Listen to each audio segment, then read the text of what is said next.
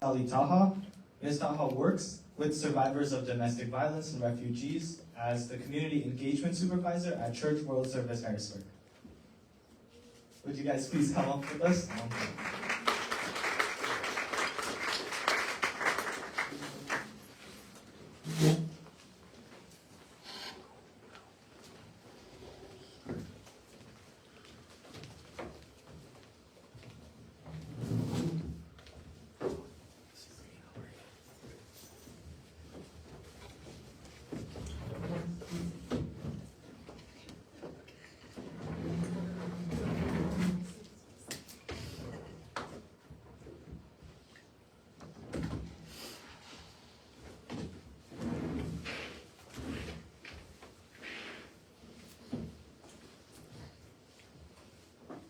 All right, let's jump into the topic with Dr. Jose Cruz. So, Dr. Jose Cruz, with seemingly countless countries amidst in war and conflict, with their people being forced to migrate to other countries, what do you feel the people should know, and what are your thoughts about conflict and migration? Thank you. All right, thank you for the question.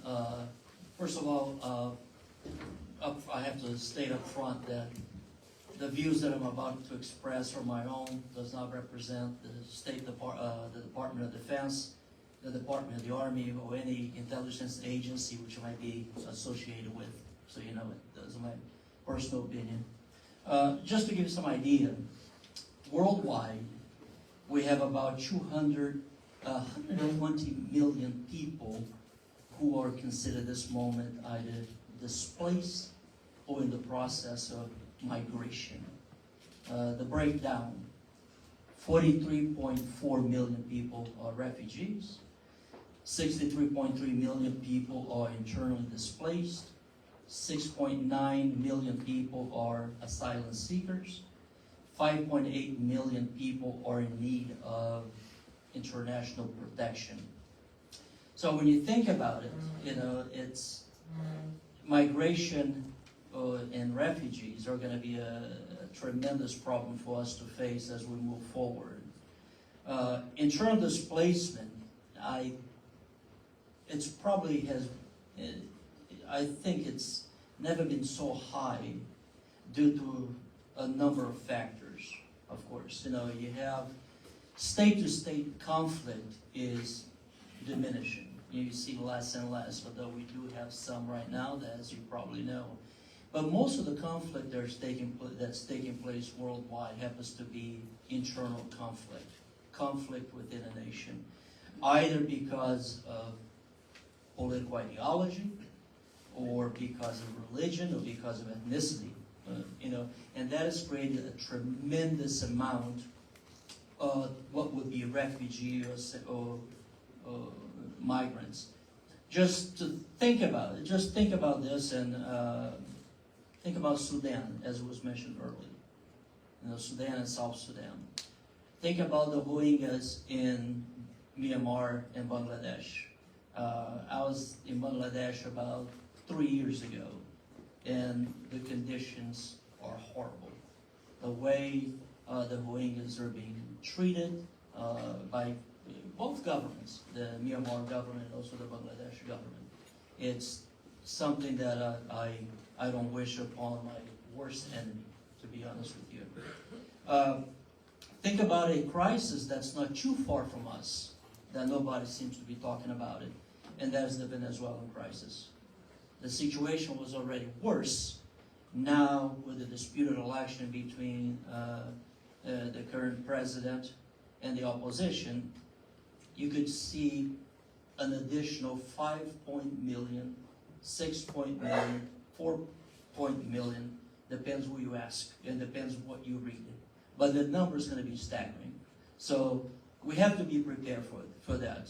The Darien Gap is still one of the major point of transition from the Americans to the United States. And on a daily basis, the number continues to rise, with some governments, without naming them, are not only encouraging, but also benefit from it.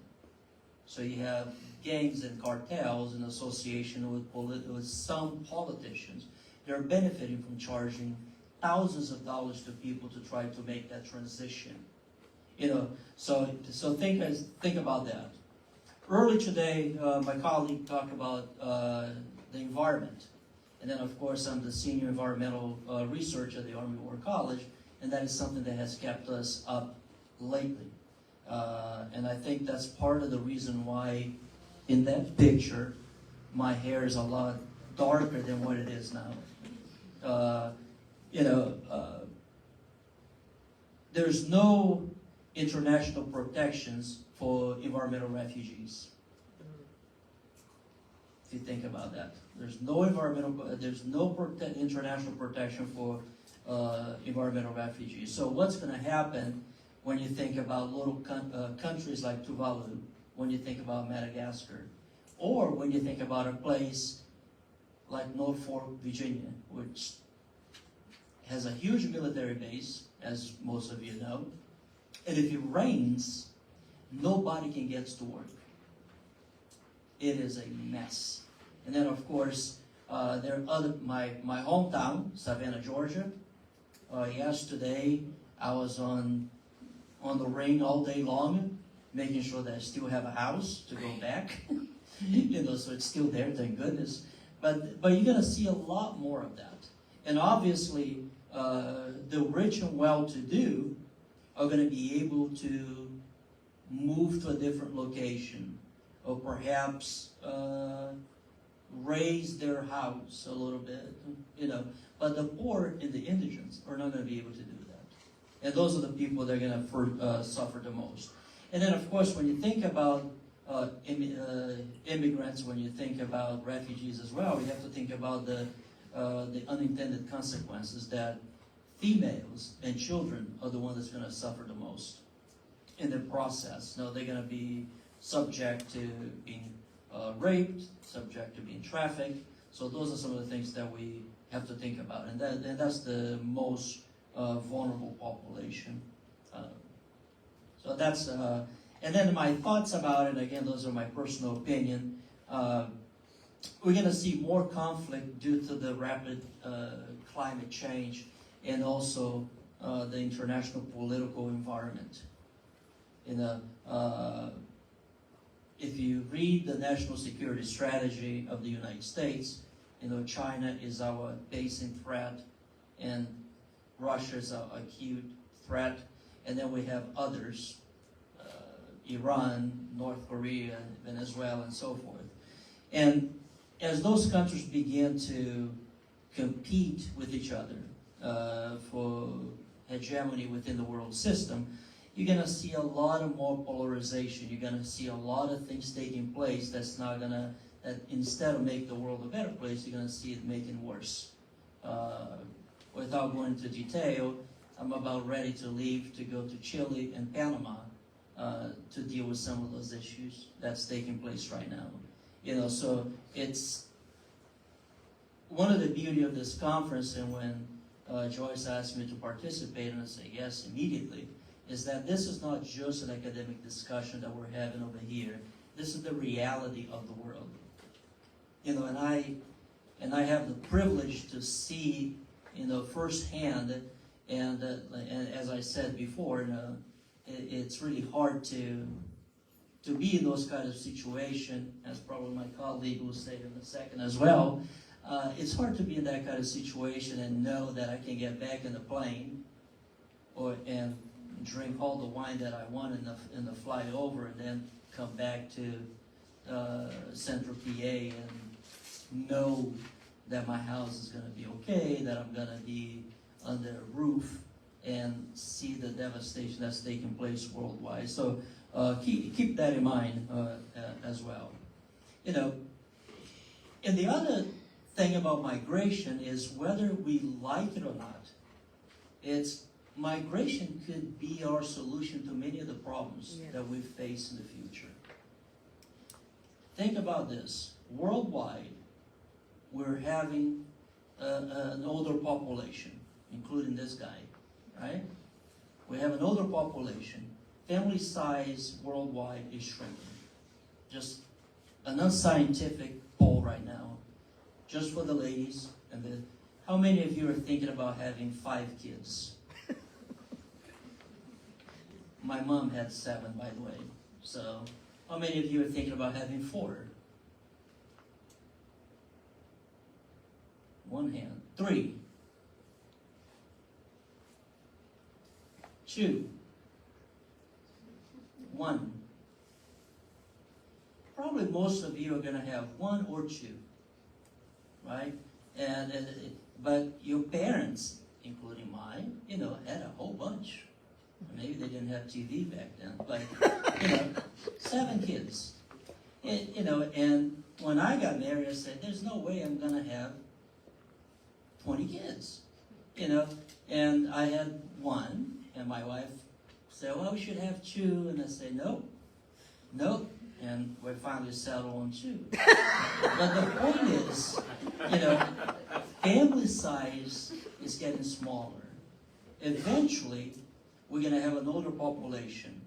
And most of you in this classroom, just like my parents, want a better future for us. So your dream is going to be to go to college, get a degree, have a profession. So who's going to do some of the other work that's going to be essential for our survival? And immigration could be the solution to that. And there's a lot of the writing like that within the literature. When you take a look at the demographic transitional model that has been widely used by geographers at the United Nations and other places, we had predict that birth rate and death rate would eventually decline. If you take a look at the demographic transitional model, there's 4 stages. And eventually the idea was that the lines would meet at the end. So low death rate, low birth rate. What we see is just the opposite. Death rate continues to decline, but birth rate continues to rise because some folks are having a lot of kids. So what do you do eventually with that population? Because you're going to have to feed them, you're going to have to house them, you're going to have to provide for them. And where do you see most of this population rise taking place? In parts of the world that's already vulnerable to natural disaster, to environmental catastrophe, and to conflict. So, just to conclude, keep that in mind. Okay, especially this young generation. And I saw the title of the conference, can we save the world? Of course we can, but it's going to require a lot of work. Unfortunately, I don't think I have much longer when you look at my age. You guys, on the other hand, will do. So what kind of future we're going to have, it's going to depend on the actions that you take. So be informed, be educated, and think about beyond your village. Thank you. That's beautiful. Thank you very much, Dr. Cruz, for your insight on conflict and migration. We're moving next with our topic, and that's going to be with Dr. Mary Speck. She ready? And so, with our current border crisis, we would like to hear your thoughts and ideas regarding migration in Latin America. Thank you. Okay. Well, thank you so much, and it's a real honor. The and a microphone. privilege. I'm very happy to be here. Oh, can you hear me? Yeah. I need to hold this up. Do you hear me now? Now? Oh, that was on. I think it's on. All right. Oh, yeah, it's working now. All right. Hello? No? Yes. Here we go. Yeah. Seems to be Yeah. the angle. But anyway, I was saying that I'm very happy to be here. And it's an honor to address young leaders who are determined to saving the world, or at least leaving it in better shape than they found it. I've been asked to discuss, in the invitation here asked me to discuss basically 3 aspects of migration from Latin America to the United States. The first question is why do Latin Americans leave their countries of origin to embark on what are quite dangerous and expensive journeys to the U.S. border? How have changes in U.S. immigration policy affected migration flows? And what should the U.S. and Latin American governments do to influence or at least better manage these flows?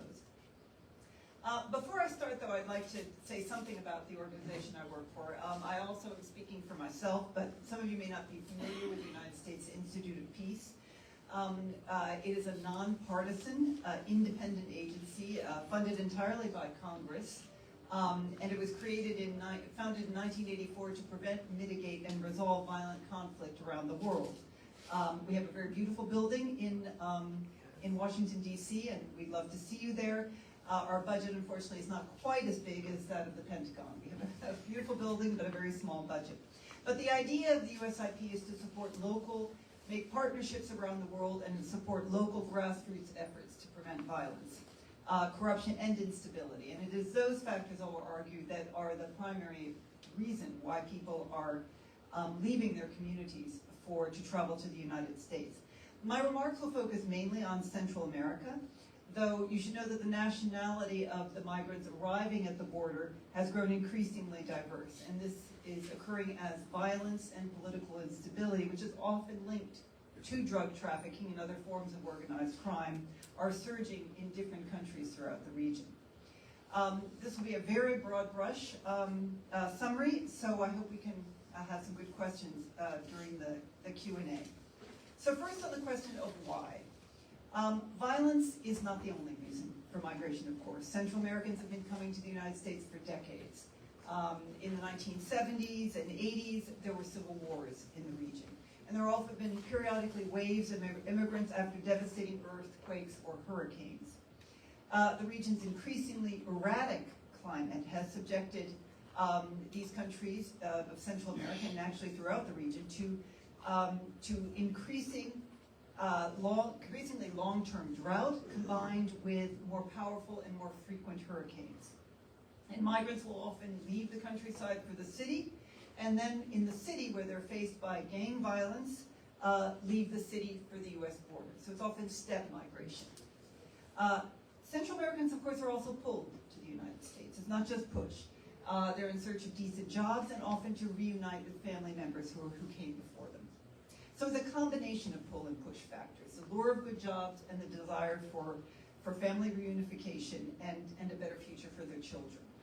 It's impossible, I would argue, to separate crime and insecurity from economic issues. So it's impossible to say these are purely economic migrants or these are migrants, these are refugees fleeing conflict. It's generally a combination of factors. Violence and corruption, moreover, undermine development, sapping the hope for a better future at home. So the violence and corruption affects economic growth and makes it harder to escape from poverty.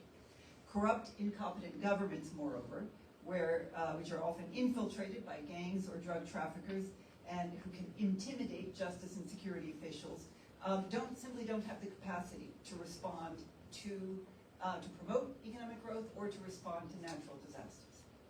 Historically, most migrants coming from this region to the United States were single adults who sought employment, and they often planned to return home after a few years.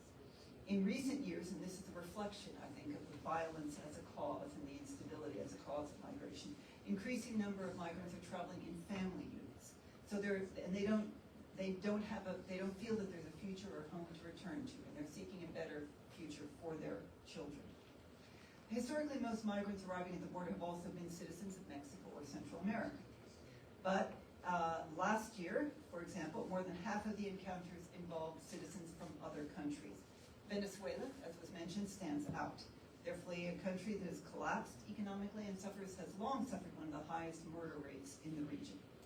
Last year, I think, Border Patrol encounters with Ecuadorians surged by something like 3 times compared to the year before. And that is a country that has suddenly faced, it was once one of the more peaceful countries in Latin America, it has been suffering from surging violence linked to fighting between drug trafficking groups. I should also add another pull factor, and that is the U.S. inability to process this enormous flow. Immigrants know that if they manage to get to the border and ask for asylum, their cases could take years to be decided. And that's a product of dysfunction in our own country, inability to enact any kind of comprehensive immigration reform. So how has the U.S., at least under the Biden administration, responded? Well, Biden came into office saying he was going to address the root causes. That meant meeting the region's governance challenges and encouraging investments to create jobs. Well, these are long-term efforts, I think important efforts, but they're long-term efforts and they will take years to bear fruit. And of course, the U.S. cannot address the drivers of immigration alone. It needs good partners in Central America. And unfortunately, our partnerships in the region are fraying.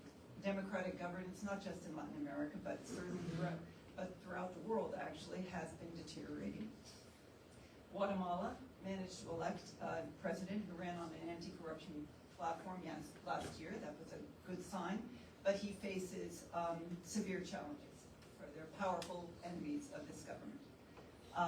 Honduras elected a leftist government president a few years ago. That was also a good sign in that they managed to transfer power. But it isn't at all clear that this government will allow free and fair elections next year, which is when there will be another election there. And El Salvador has consolidated power and also brought down violence, that is true, but in a way that suspends basic due process rights with mass incarceration, tens of thousands of suspected gang leaders in jail without trial. So recently, the Biden administration has relied on more short-term efforts. If you've been following the news, you may notice that actually border encounters are way down right now. And that's, frankly, because of the efforts of Mexico to stop migrants. And in this, the Biden administration isn't that different from administrations that came before. The Trump administration also pressed the Mexican government to stop migrants from reaching the U.S. border. So Mexico is stopping migrants and often busing them back south. Panama has also promised to stop migrants coming through the Darien Gap. The United States is going to help them with some funding so that they can send people back to their home countries. The Darien Gap, of course, as was mentioned, it's controlled by organized crime groups who are benefiting tremendously from these flows of migrants, making a lot of money by facilitating their passage through this very narrow and bridge between South America and North America. What should be done? Well, I'm going to very briefly mention a few things, but I hope that we can have more discussion of this in the Q&A. I come from the Institute of Peace, so I'm interested in resolving conflicts and looking at long-term growth. And I would say there are three areas at least that we really need to emphasize. One is violence prevention. And these are focusing on place-based efforts, since we often don't have very good supporters or good partners in the national government. Let's look for local solutions.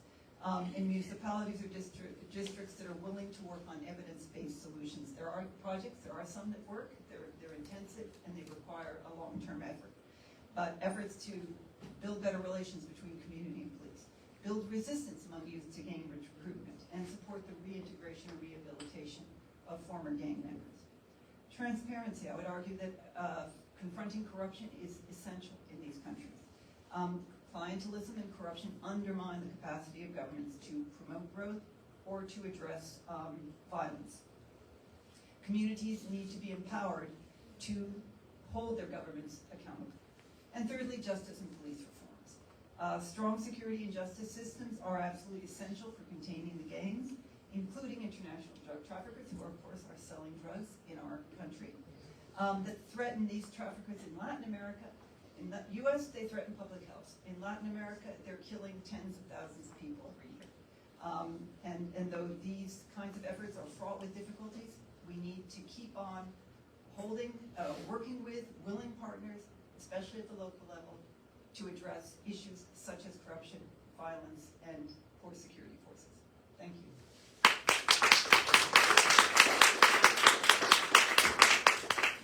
Thank you, Dr. Mary. All right. So now we're going to move to our next topic on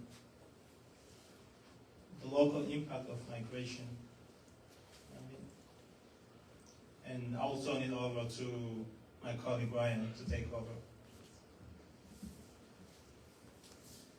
Okay, so this is for Ms. Taha. So locally, right here in Harrisburg, we have a vibrant community of migrants from all over the world. What do you feel the people should know, and what are your overall thoughts on this issue?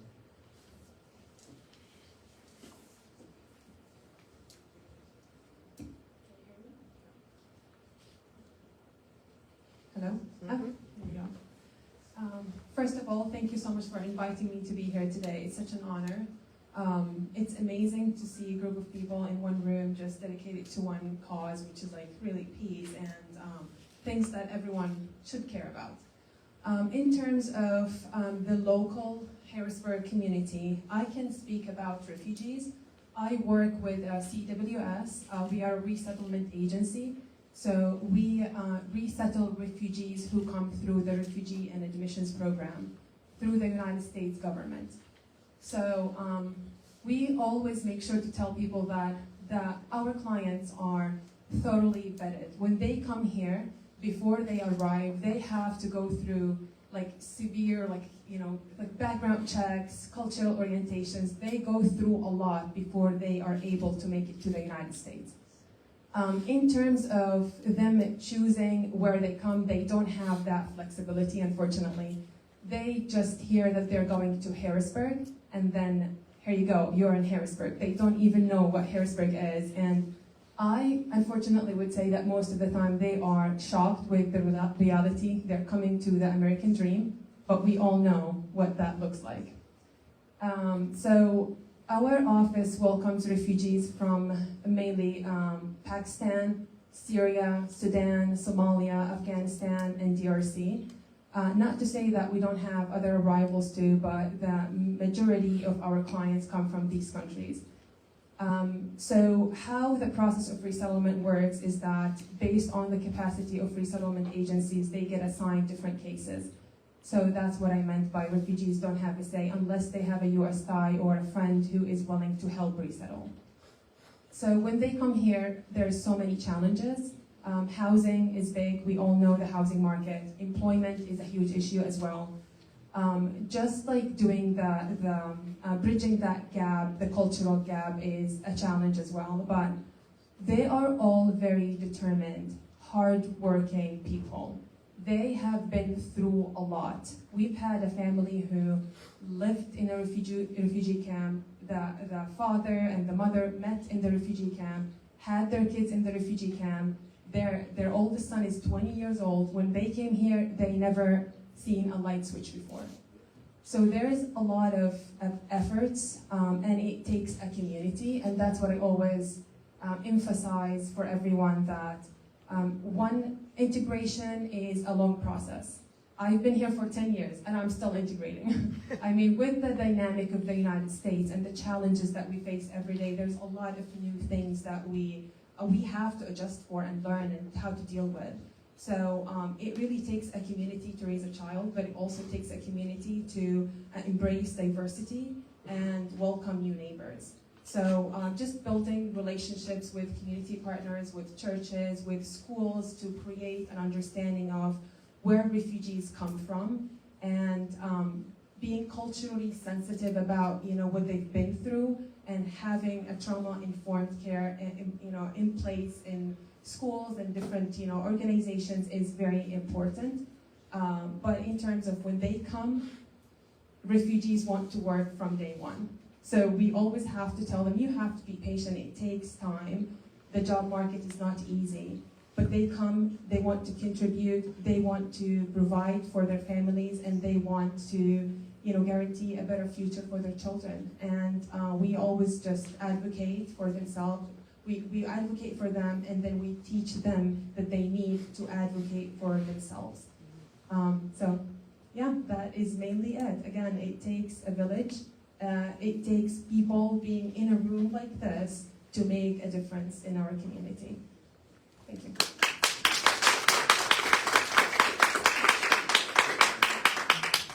So thank you for your expert insight and the work that you do.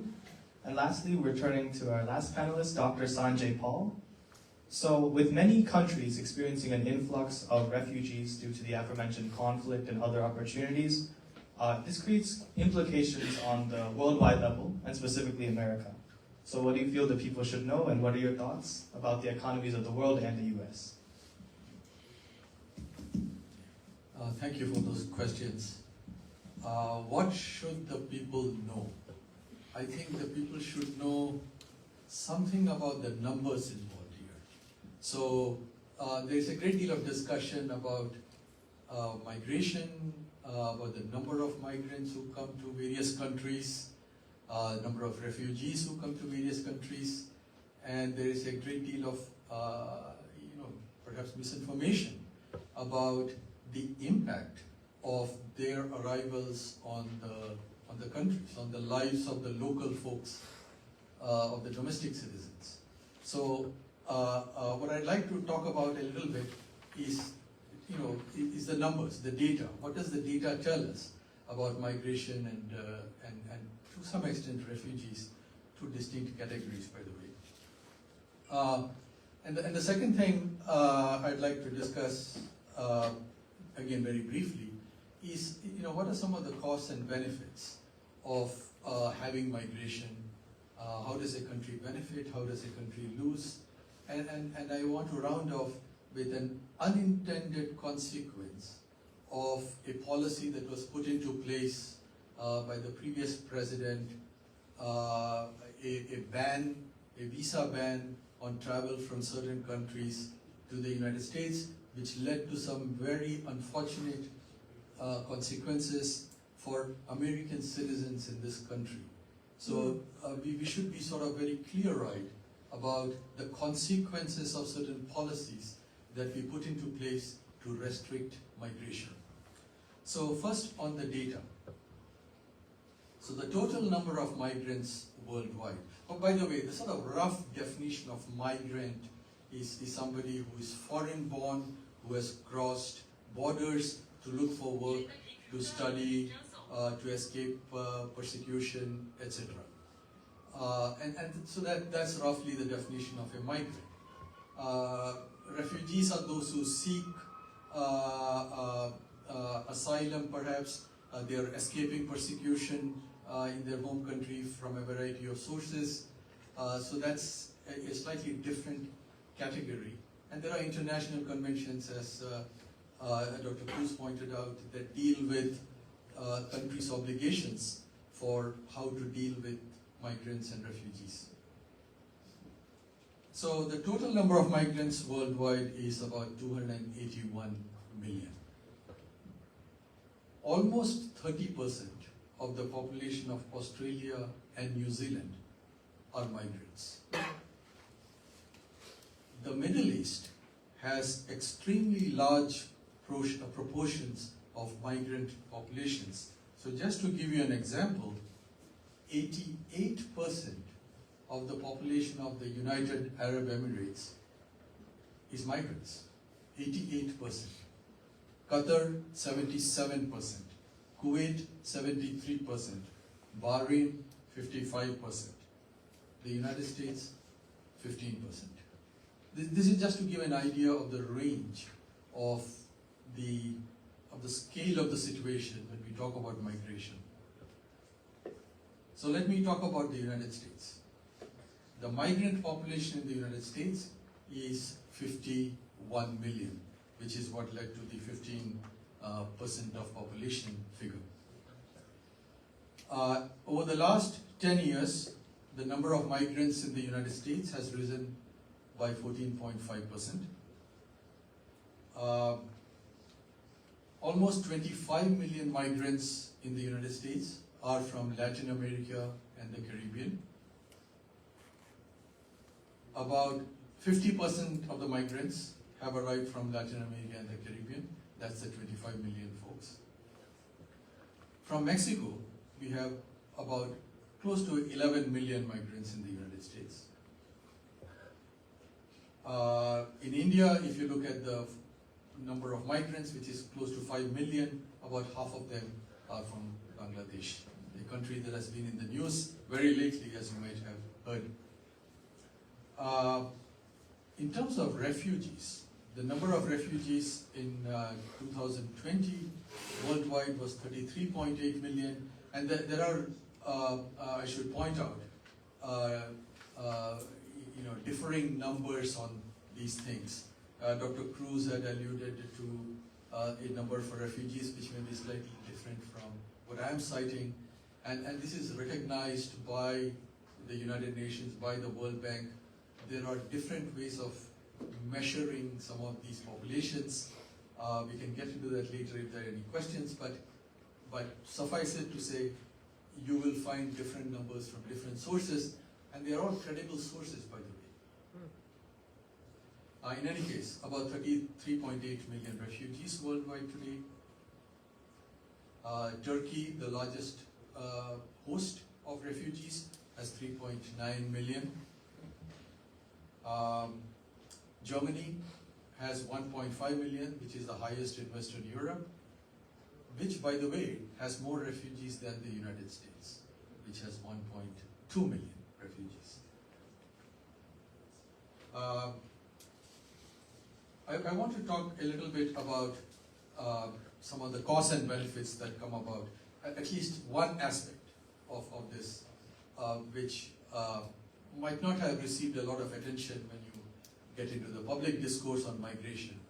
And that is, when people move across borders, it leads to, in some cases, very substantial transfers of income from one country to another. So if you look at the amount of money that is sent by migrants, let's say from the United States back to their home countries, this can be a very substantial amount for the recipient countries. So just to give you an idea of the magnitude of the labor remittances, as they're called. So the largest recipient of labor remittances in the world is India, which gets about $120 billion in the latest year. Second, Mexico, $66 billion in 1 year. Third, China, $50 billion. Fourth, Philippines, $39 billion. Pakistan receives a fair amount, so does Bangladesh. There are a lot of migrants from Pakistan and Bangladesh also in the developed countries. If you look at the labor remittances as a percent of GDP, as a proportion of the size of the economy, of the gross domestic product, some countries receive substantial amounts. The smaller countries like Tonga, Tajikistan, 41%, 39% of their GDP is labor remittances from abroad. Nicaragua, more than a quarter of the GDP comes from abroad. Honduras, 26% as well. So there are some countries that rely very substantially on the labor remittances that they receive from the migrants that they have gone on to other countries, particularly the developed countries. Which are the top sources? Where are these monies coming from? The largest sources, some of them, the United States is the biggest. The US sends out about $86 billion in labor remittances every year. Saudi Arabia, United Arab Emirates, $38 billion. Germany, $24 billion. So these are not insignificant amounts. And for the recipient countries, it turns out, for the developing countries that are the recipients of these labor remittances, these amounts often exceed whatever foreign aid that they receive from the West.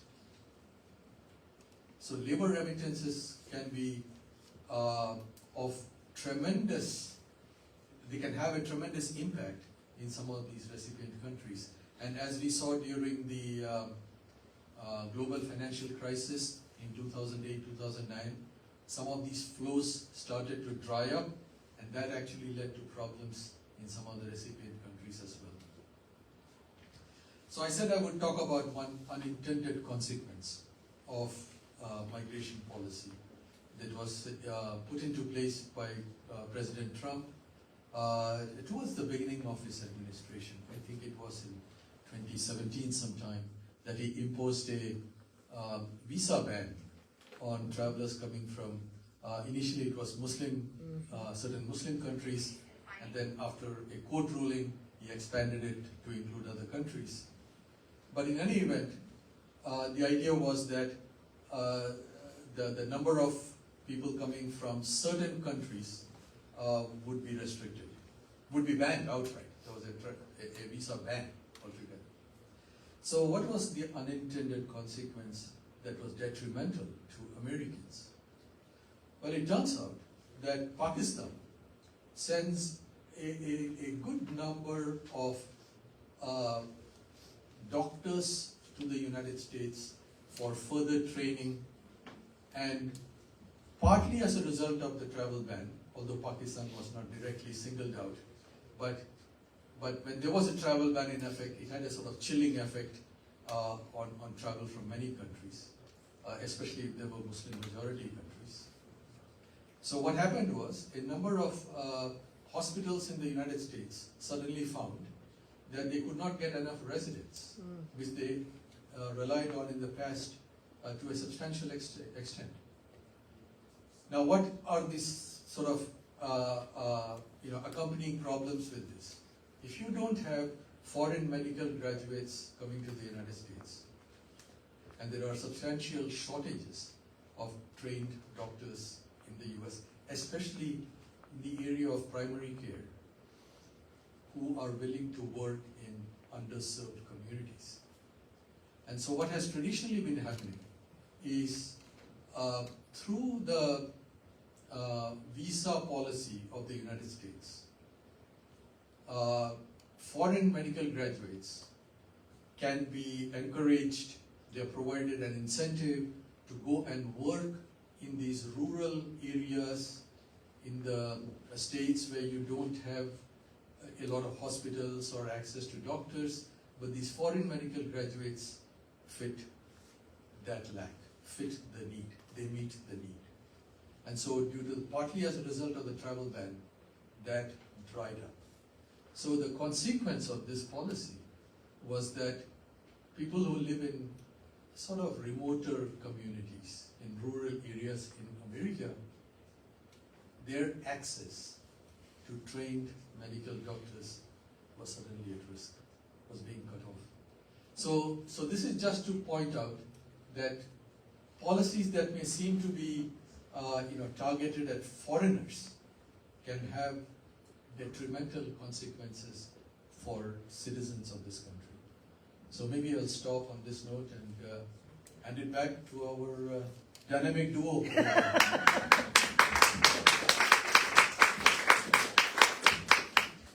All right, thank you, Dr. Paul, for the expert insight. All right.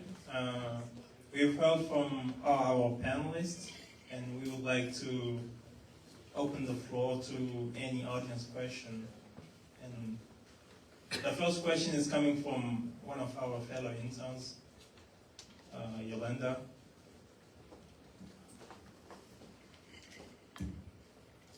Hi, my question is for Ms. Speck. You mentioned about various push factors that cause people from Latin American countries to migrate, and you mentioned drugs, but recently Venezuela had went through a very horrible election where they're currently being dictated, and I believe his name is Machuto, and he continues to manipulate the electoral process, and that's causing a lot of Venezuelans to be upset. Do you think that this election and the result of it will also cause another push factor for migration? Yes, and Dr. Cruz mentioned this as well. The elections are still in dispute. There have been mass demonstrations. There has been repression. This is sadly not new in Venezuela. Venezuela has been in a state of political and economic collapse for quite some time. The U.S. has responded with various means which have not worked. It's sanctioned the government. It's encouraged alternative leaders, allegedly also tried to work with the military. Nothing has worked. The elections were a hopeful sign in that there was mass participation, but then the results have not been recognized. So we don't know what exactly is going to happen. There does seem to be determination to continue to take to the streets.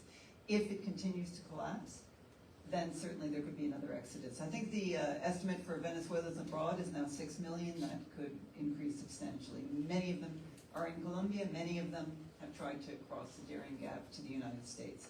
I think, though, that we should also mention that the issue of drug gangs is not also alien to the Venezuelan situation. It's become a major transit point. This is what happens when you have governments that are hostile to the United States and very permissive and very corrupt, and permissive of organized crime and also very much infiltrated by organized crime. So I would say that Venezuela is an example of that. I don't know if you want to add. I was just to add a little bit more to what has been already said. When you have governments which don't respect the rule of law and it becomes sort of autocratic like Venezuela has been, then agencies with United States agencies that plays an important role, DEA and others, are asked to leave the country and then create that vacuum, and it becomes a no man's land. And Venezuela is that situation right now. I was in Venezuela when when Chavez was first elected. And you could see that the corruption taking place. The opposition leaders were not allowed to campaign. Voters in certain communities that were against the regime were restricted from moving. And all that is done publicly. And most of the international observers at the time were actually in Caracas, the capital city, rather than other parts. So.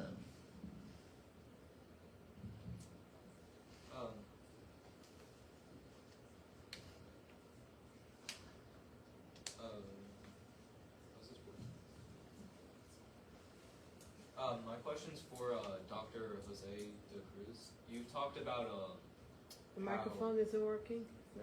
yeah, I don't know how to work. Can someone get him a microphone? Because the rest can't hear in the back. There you go, he'll bring you one. Thank you. Whoa. My question's for Dr. Jose de Cruz. You talked about how fertility rates are increasing, but death rates are decreasing.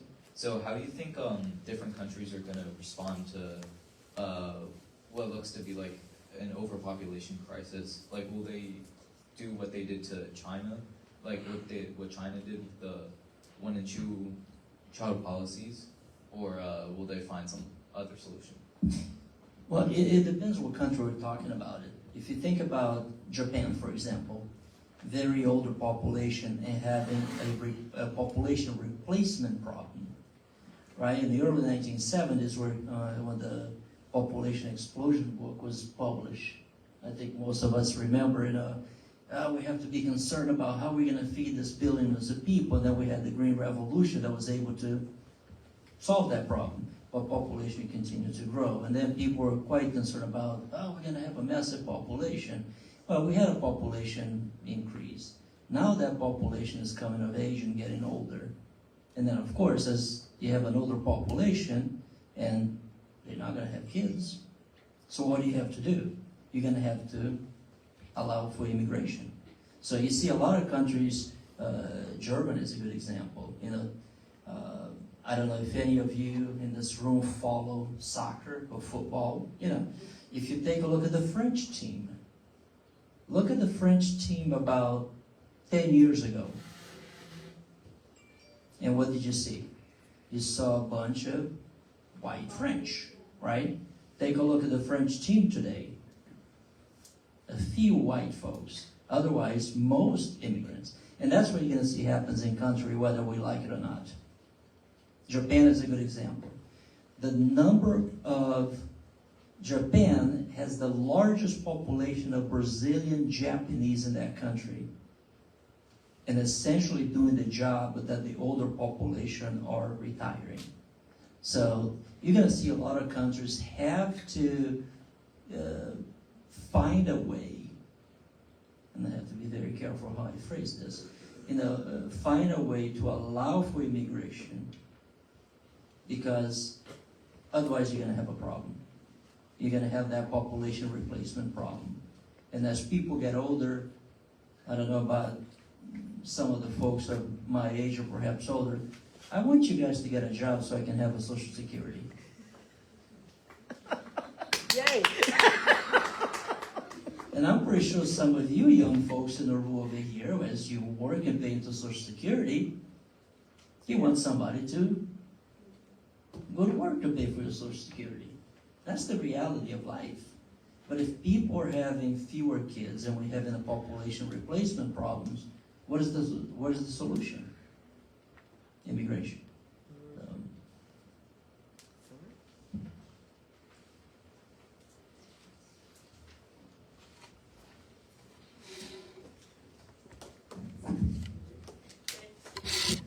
Hello, my question is for Dr. Speck.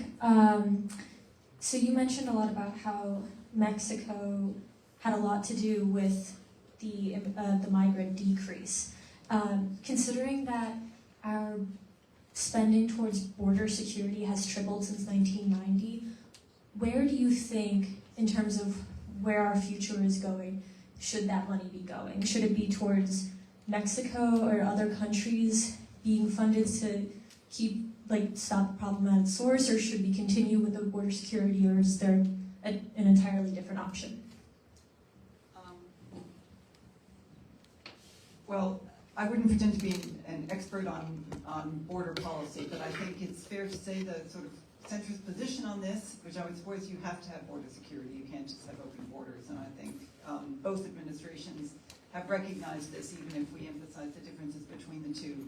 As you point out, the Biden administration has put a lot more money into border security, and it's also relying on Mexico, as did the Trump administration, to stop people from coming in by forcing people to apply for example, asylum from Mexico rather than arriving at the border. They're rather similar policies, perhaps for different motivations, but similar policies. So I think you do have to invest to make our asylum system functional, because it will take years and years to apply for asylum, and that's why people are released into the population. You don't want to house them for that amount of time, but it can take years to adjudicate these cases, so we need a more efficient asylum system. I also think that we need more legal pathways for the reasons that Dr. Cruz mentioned right now. We do need immigrant labor. We want both skilled and unskilled. We want a variety, I would think, of workers. You have to increase legal pathways. But I will put in a word, since I work for the United States Institute of Peace and we do work abroad, I think we do have to work with willing and able partner countries on improving their justice and security institutions so that they can deal with the problem of violence at home. And this is a problem, for years we've talked about shared responsibility. I think that is still a concept that we should support, because the U.S. Has fueled the drug traffic. Our drug consumption does fuel the illicit trafficking in drugs, and that's a major source. It's not the only source. These groups have become incredibly diversified. But we have to take responsibility and not only work with the demand side, with the public health side in our country to reduce demand for illicit drugs, but we also have to work with these countries that are bearing the brunt of this terrible violence that has been unleashed by this competition over drug routes often. So it's not just spending on one thing, and foreign assistance tends to be quite a small portion of overall U.S. spending, but it's money well spent, because we do need the cooperation of these countries. We can't do it ourselves.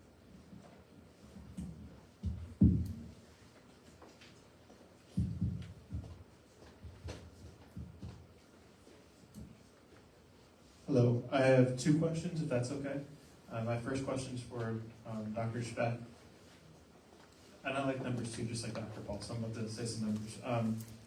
Argentina has approximately a 270% inflation rate. They recently had 70,000 government employees laid off. The IMF now considers them one of the poorest countries on earth. Do you think that Argentina is now going to have an increased immigration to the United States? Do you predict that might happen? Okay, you're getting out of I lived in Argentina, but many years ago. And its economy has had ups and downs over decades. Maybe the economist knows more about Argentina than that, but Argentina is just a case of severe economic swings. I don't think that's going to, I don't see Argentines as migrating massively the way Venezuelans do. I don't, there could be political instability, but it's still a relatively wealthy country. I'm not sure the United States would be the destination. But if it does result in violence, I mean, this is usually, it's not just purely economic. The countries we've seen surging toward the U.S. border are countries in a state of economic collapse, like Venezuela, or when Ecuador, which used to be one of the most peaceful countries in Latin America, over the past couple of years has had just horrible drug violence. I don't know if any of you saw the pictures of gangs taking over a TV station, for example, and threatening people on the air, and killing a candidate. That is what tends to cause these surges.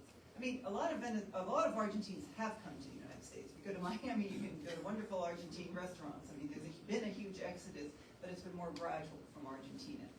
And of course, we'll see what the Milei government ends up doing. They are trying to, I mean, in using libertarian methods, address the Argentine economy with some pretty strong medicine. And how it will work over the long run, I don't pretend to say. But I don't see Argentina as a major source of immigration. It's way down there. And so far, it is not violence. It's a combination of economic collapse and violence that really causes surging migration, I think. Thank you. My other question's for Dr. Cruz. It's estimated that around 1 in 5 people from Earth will be from the continent of Africa by 2050. Given the fact that we need more people to fix social problems like Social Security, as you said, do you think that the great powers of the world that need more people, there'll be a immigration contest to try and get these new people into the countries that need them to help sustain their Social Securities and things like that?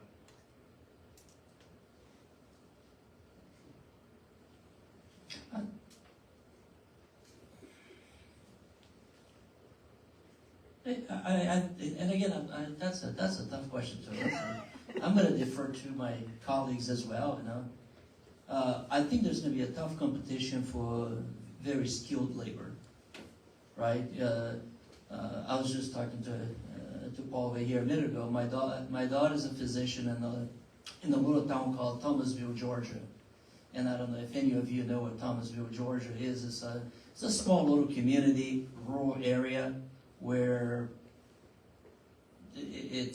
I always tell her it's an island of wealth surrounded by a sea of poverty.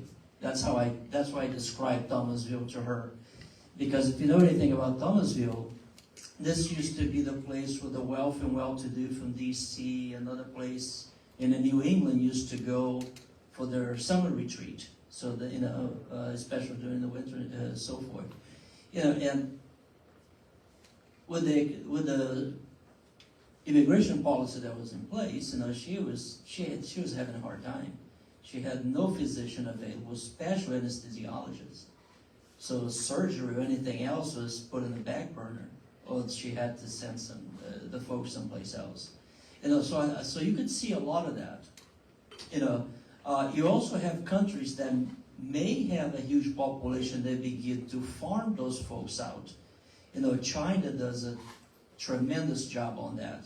There are countries in Africa where people are complaining now that the Chinese are not only taking their natural resources, but also are taking their females.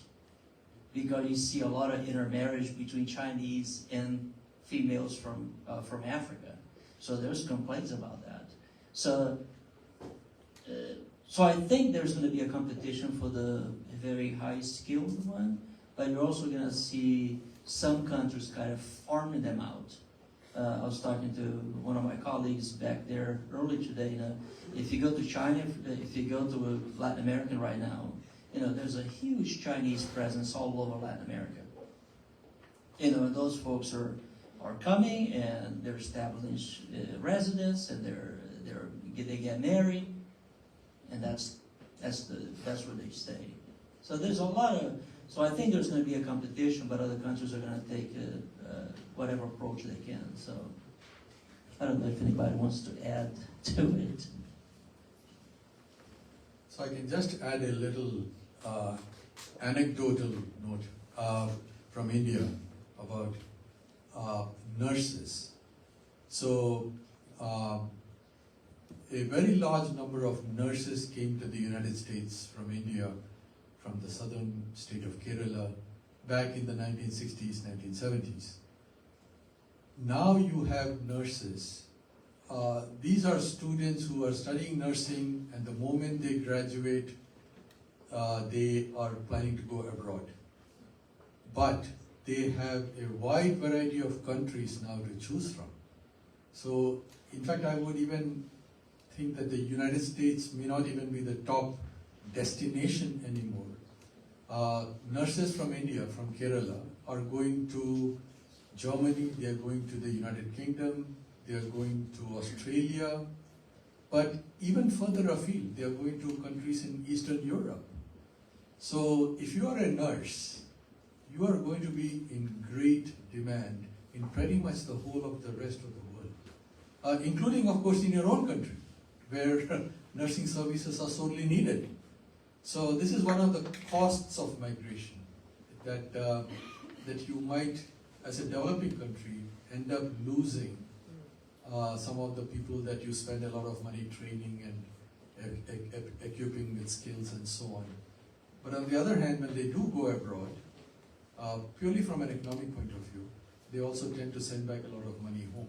So you have those labor remittances that are valued by these countries as well. So that's just one example of this sort of competition for one particular area from various countries around the world.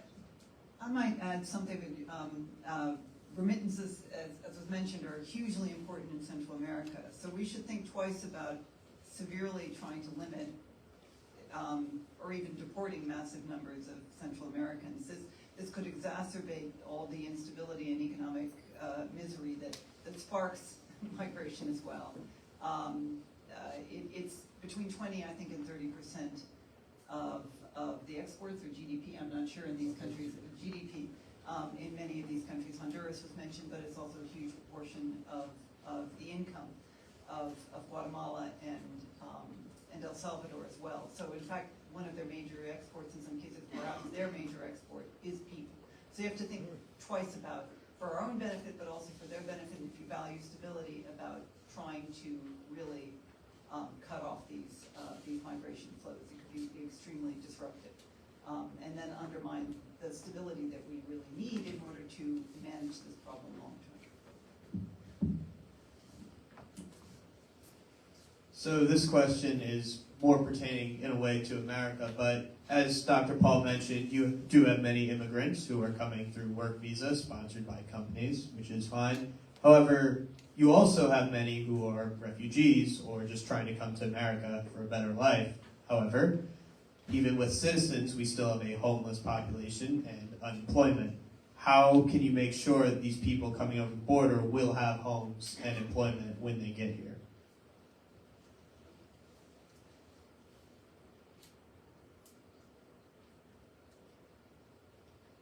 I'm not sure if this is working, but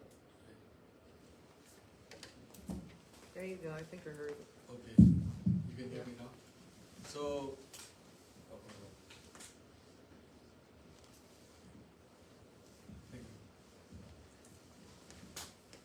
right. This is one of the a sort of crucial public policy argument about this link between migration and unemployment, and perhaps specifically, are there groups of workers in the United States, for instance, who might be at a loss, who might find that their opportunities have decreased as a result of migration. So it turns out, studies have shown that there is a kind of complementarity effect with migration and domestic workers, meaning that when you have migrants coming into the United States. And they may not be high skilled. We are not talking of IT folks or nurses and doctors. That's a separate category which maybe is more evident that those skills are needed. But we are talking of workers or migrants who may not come with very high levels of skills and education. But even their arrival into the United States frees up some of the people in the United States to take on some higher paying work. And that is the kind of complementarity that some studies have shown exists. So just to give an example, a practical example of how that happens. So if you have migrants coming in, relatively lower skilled migrants, let's say, but they are able to work in childcare facilities, for instance. And therefore the cost of childcare falls as a result. Now what that might do is it might permit let's say a married person, possibly a married woman in a family, who was previously taking care of the children due to the high childcare cost, now can send their kids to daycare for childcare, and that person can re-enter the labor force and they earn a higher salary.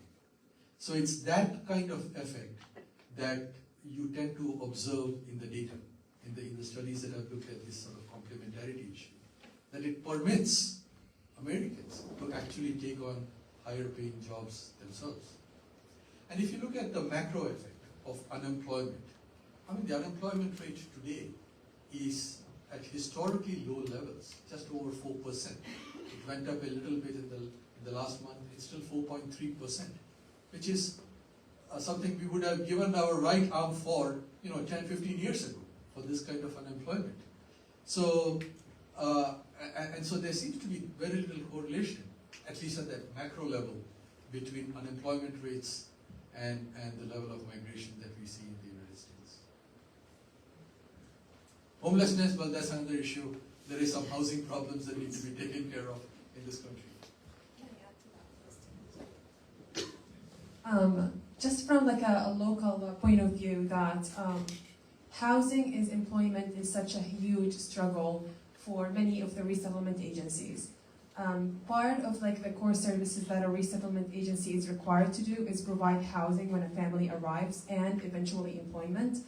And we have seen some families having to wait sometimes 8 months or 9 months before there are jobs. It got better, and I would say because of constant effort to build relationships with landlords and employers. Landlords do not want usually to rent to refugees with no prior work history or anything and guarantee that they will be able to pay their rent, but we have seen in Harrisburg at least a more positive trend that more landlords are willing to work with us as a resettlement agency. And part of the efforts now is how to maintain that positive relationships with landlords so you don't lose it with time. And that's where cultural training and helping refugees advocate for themselves and just maintain those relationships is important. So it needs to be approached from different angles, but a lot of other offices are struggling with employment, houses, and ESL as well. I just wanted to, first of all, thank all of the speakers today and for the conference itself. I've learned a lot and appreciate it. I had a question for Ms. Taha. I wondered what would be your recommendation for the best way that all of us could leave this room today and help welcome refugees into our communities? What is the best way to really do that in an authentic way and in a way that's going to be impactful, and even where are resources for us to find those people so that we can be part of it? I mean, I know volunteering with a refugee organization, but as a person who strives to, see the beautiful tapestry of this world, I think we all need the reminder of how can we put it into practice to be welcoming new neighbors and making them part of our village. Good question. Thank you. That's such a good question. I would say, like, just mainly if you cannot volunteer, I can tell you information where our office is located. You can always reach out to us. There's so many volunteering opportunities, but I know that a lot of people are working and don't have the time to volunteer. But just being culturally sensitive when you really see someone from another country that there's a lot they're struggling with. They're new here, and sometimes people find them to be, let's talk about when you have a conversation with someone from the Middle East, say how close they are to you when they're having a conversation. Just like this is part of their culture and they don't know yet. They're still learning. So just being friendly, kind, and willing to share resources with them, I think is such a big help. And people can recognize a friendly face versus someone who thinks they're here to steal their jobs and their houses.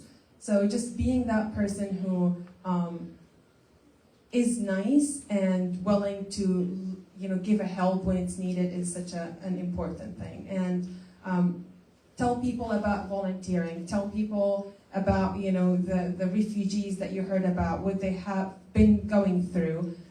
I think that's such a big help anyway. Thank you.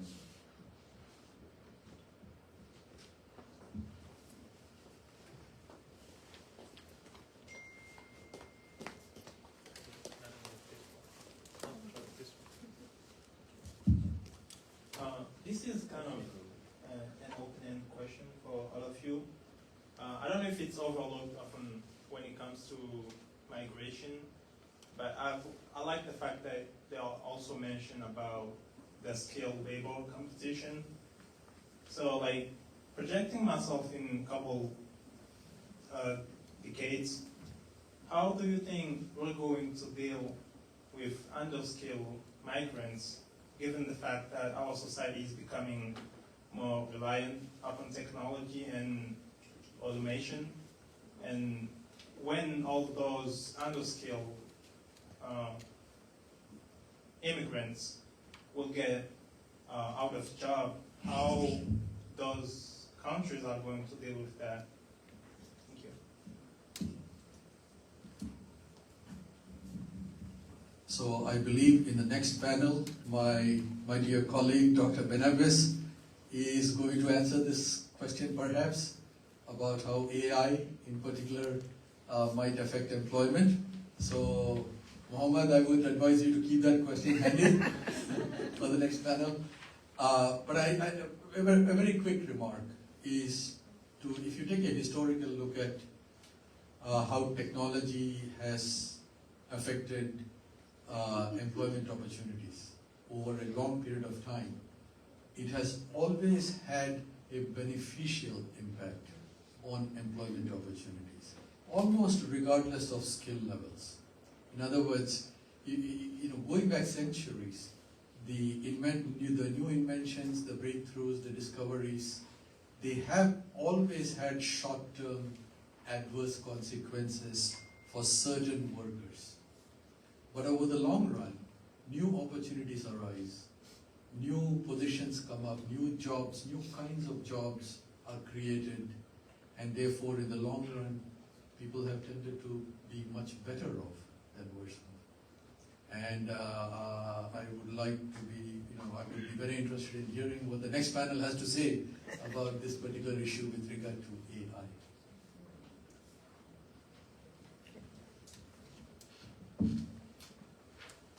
So we have time for one more question. To make microphones. So we have time for one more question. So if no one has a question, I'll have a question. So I was wondering, for Dr. Mary Speck, that you mentioned that our asylum system is dysfunctional, and it takes like a really long time for these asylum seekers to be processed. So how would you go about fixing that?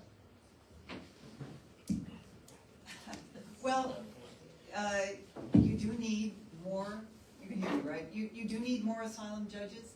You need rapid, quick decisions. I mean, you want to be thorough, but you also want to be quick, because it is true that this long lag is a pull factor. I think we have to recognize that. But you have to invest more in an asylum system and clear rules so that people know that what the criteria are for being accepted in this country, and so you're people who have a genuine need for refugee can get here, but those who don't will know that they can't stay and will be sent back expeditiously, because there is, I think you do have to recognize that there is a pull, that our dysfunctional system, as I said, is a pull factor. I think at the same time you have to be working to increase to promote development in this hemisphere. We talk a lot about nearshoring. This should be an opportunity for Central America and for Mexico. One of the big disadvantages they have is just the level of insecurity. That's why you can't separate insecurity from economic growth. But I think if we want to talk about, if we see the Chinese at the Chinese are investing tremendously in Latin America. We should be investing as well, and it's in our interest and it's in their interest. That doesn't mean it doesn't have to be exclusive. Countries want to diversify their investment. We can't tell them not to allow the Chinese in, but we have to have something to offer ourselves, not just tell them, don't look to the Chinese.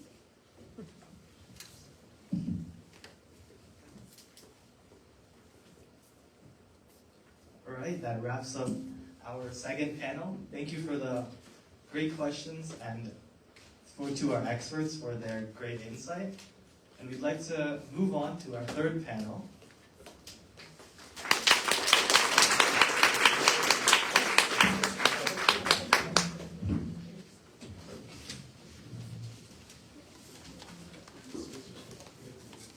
Okay, well, thank you.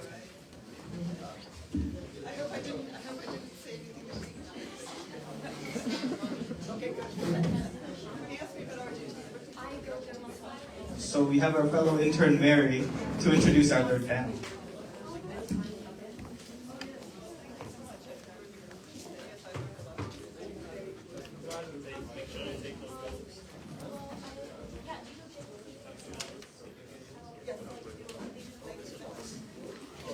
Good job. Thank you so much. Yeah, we got to visit a couple of weeks. I got to head out to